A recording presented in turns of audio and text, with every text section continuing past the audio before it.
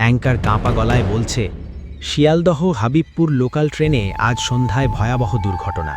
প্রাথমিক ধারণা অন্তত ৩৩ জনের মৃত্যু হয়েছে। রাহুলের হাত থেকে রিমোট খসে পড়ল কার্পেটে। এই ট্রেনেই তো অর্ণব আসার কথা ছিল। তার মনে প্রশ্ন জাগল, বাথরুমে কে আছে? সত্যিই কি অর্ণব, নাকি ভেতরে জলের আওয়াজ শোনা যাচ্ছে, নাকি শুধু কল্পনা?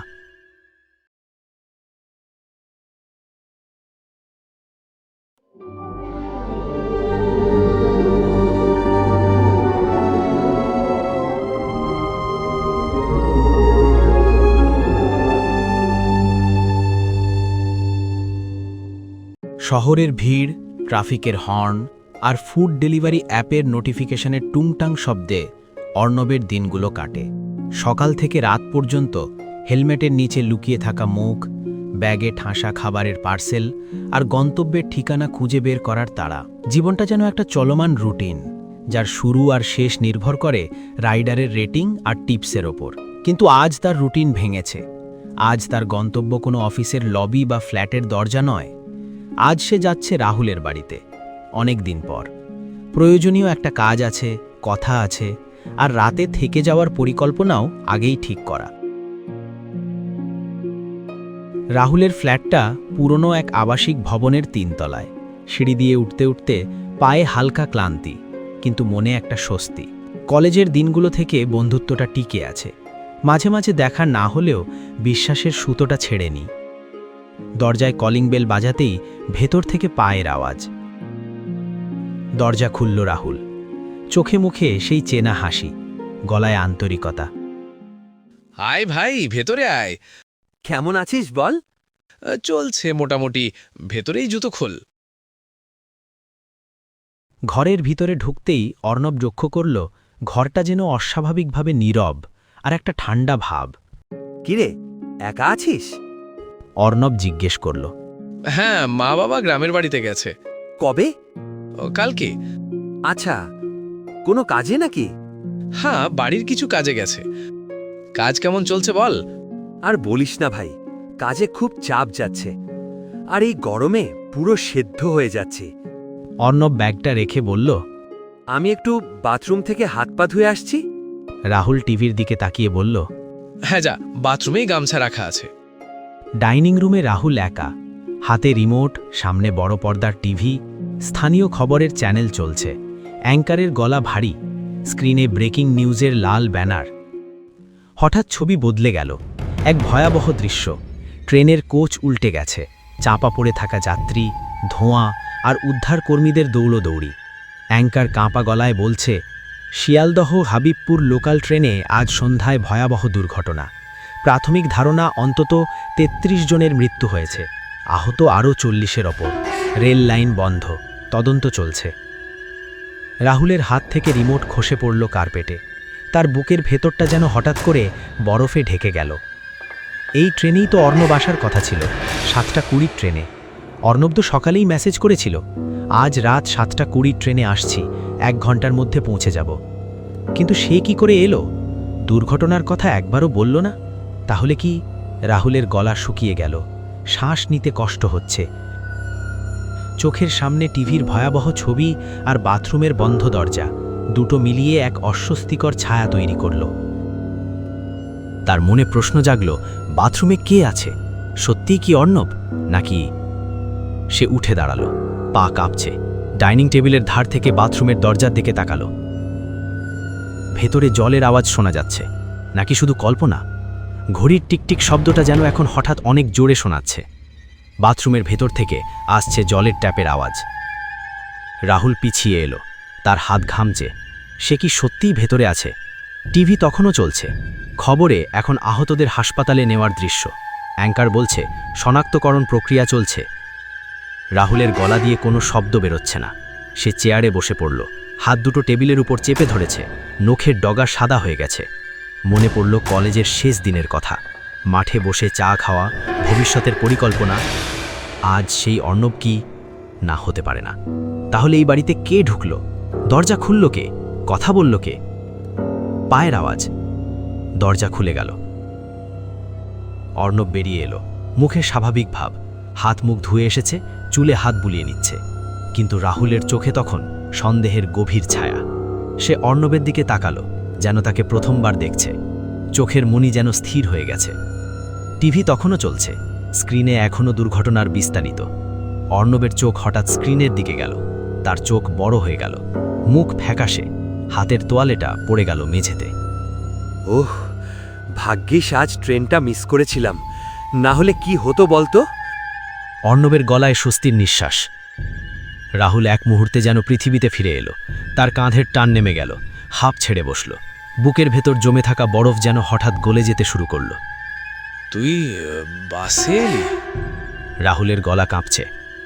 হ্যাঁ রে, প্ল্যাটফর্মে পৌঁছতে 1 মিনিট দেরি করে ফেলি। পরের ট্রেন সেই 1 ঘন্টা পরে, তাই শেষমেশ বাস ধরলাম। ফোনে চার্জ ছিল না, সুইচ অফ, তাই তোকে আর জানানো হয়নি। তোর চার্জারটা দে, ফোনটা চার্জ দিই। রাহুল মাথা নাড়ল, সব সন্দেহ দূর হলো। না, ভুল ভাবছে। অর্ণব বেঁচে আছে, ঠিক তার সামনেই দাঁড়িয়ে আছে। অর্ণব সোফায় হেলান দিয়ে বসল, চোখে তখন এক অদ্ভুত গম্ভীরতা। সে জানে রাহুল কি ভাবছে। সে হেসে বলল, কি রে, এমন তাকিয়ে আছিস যেন ভূত দেখছিস? কি ভাবছিস, আমি মরে গেছি? রাহুলও হাসল, এইবার সত্যিকারের হাসি। না রে, খবরটা দেখে একটু চিন্তা হয়ে গিয়েছিল, মাথাটা একটু গুলিয়ে গিয়েছিল। বুঝতে পারছি, কিন্তু শোন, তোকে একটা ঘটনা বলি। গত মাসের কথা। গরম পড়েছিল প্রচণ্ড, রোদ যেন আগুন ঝরাচ্ছে। দুপুরে ডেলিভারি। একটা পুরনো ফ্ল্যাট বাড়ি, রাস্তার শেষ মাথায়। লিফট খারাপ, 5 তলায় উঠতে হলো সিঁড়ি দিয়ে। ঘামে ভিজে যাচ্ছিলাম, হেলমেটের ভেতরটা স্টিম হয়ে উঠেছে। কলিং বেল বাজাতেই দরজা খুললেন এক বয়স্ক ভদ্রলোক। চেহারায় অদ্ভুত এক শান্তি। ডেলিভারিটা দিলাম, আমি অনুরোধ করলাম 1 গ্লাস জলের জন্য। উনি বললেন, ভেতরে আসুন। আমি ঘরে ঢুকলাম। দেওয়ালে একটা বড় কাঠের ফ্রেম, ছবি, ভদ্রলোক আর এক অল্পবয়সী মেয়ে। মেয়েটার হাসিটা খুব চেনা লাগলো। কৌতূহলবশত জিজ্ঞেস করলাম, আপনার মেয়ে?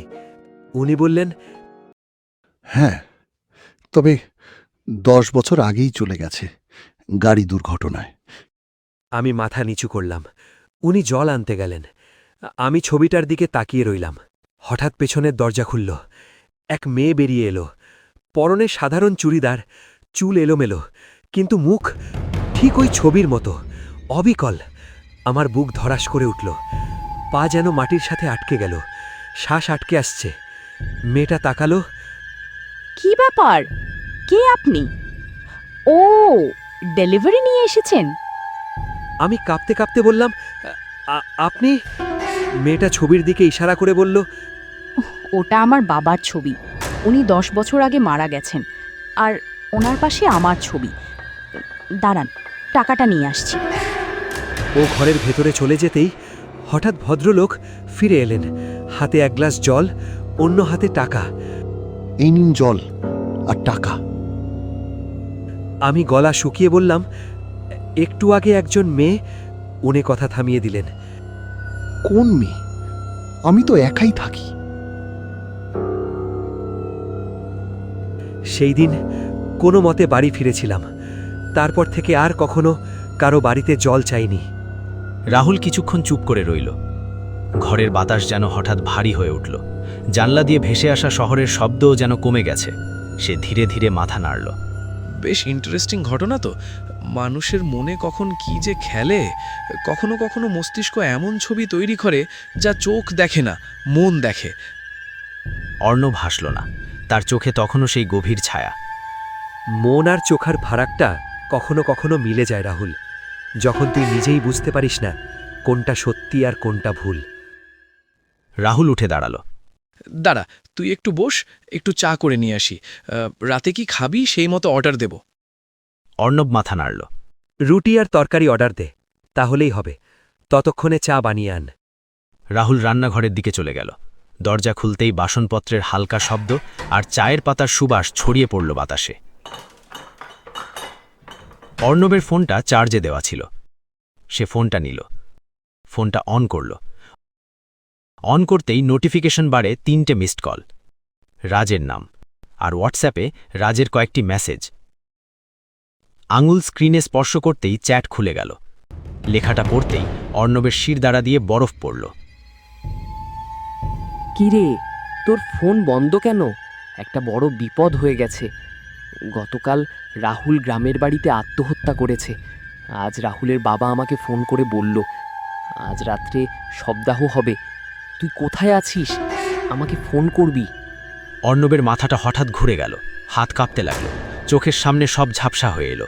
ফোনটা প্রায় হাত থেকে খসে পড়তে চাইল। সে চেয়ারের হাতল ধরে স্থির হল। নিঃশ্বাস নিতে কষ্ট হচ্ছে। তাহলে তাহলে এ কে? যে রান্নাঘরে চা বানাচ্ছে, যে তাকে ডেকেছিল, যে তার সাথে বসে গল্প করছিল, যে তার চোখের সামনে হাসছিল। ঠিক সেই মুহূর্তে রান্নাঘরের বাসনপত্রের ঠনঠনিয়া শব্দ শোনা গেল, আর ভেসে এলো রাহুলের গলা, গভীর, চেনা, কিন্তু এখন যেন কোথা থেকে ভেসে আসা প্রতিধ্বনি। এই যে চা হয়ে গেছে, আনছি, বস। অর্ণবের নিঃশ্বাস আটকে গেল। টিভি তখনও চলছে, খবর বদলে গেছে, এখন আবহাওয়ার পূর্বাভাস, কিন্তু ঘরের ভেতর যেন সময় থমকে আছে। সে তাকালো রান্নাঘরের দরজার দিকে। ছায়া পড়েছে মেঝেতে, পায়ের আওয়াজ এগিয়ে আসছে, ধীরে, নিশ্চিন্তে, যেন কোনো এক দীর্ঘদিনের অপেক্ষার শেষ। অর্ণবের চোখের কোণা দিয়ে এক ফোঁটা জল গড়িয়ে পড়ল। সে জানে না কি উত্তর দেবে, কি বলবে, শুধু জানে এই মুহূর্তে সত্য আর মিথ্যের সীমানা মুছে গেছে। আর সেই সীমাহীন জায়গাটায় কেউ একজন চায়ের কাপ হাতে এগিয়ে আসছে। বাতাসে ভেসে এলো চায়ের সুবাস, আর তার সাথে এক অদৃশ্য প্রশ্ন, যার উত্তর নেই। শুধু একটা ছায়া, একটা স্মৃতি, আর একটা অসমাপ্ত গল্প, যা কোনোদিন শেষ হবে না। একটি বিশেষ অনুরোধ, আমাদের কার্টুন অ্যানিমেশন গল্পটি আপনার ভালো লাগলে একটি লাইক আর সাবস্ক্রাইব করার জন্য অনুরোধ করছি। আপনাদের প্রতিটি সাবস্ক্রাইব আমাদের নতুন নতুন গল্প বানাতে উৎসাহ দেয়। এরকম আরও অনেক রহস্য, থ্রিলার, অলৌকিক, ভৌতিক, গ্রাম বাংলার গল্প আসবে আমাদের ইউটিউব চ্যানেলে। ধন্যবাদ।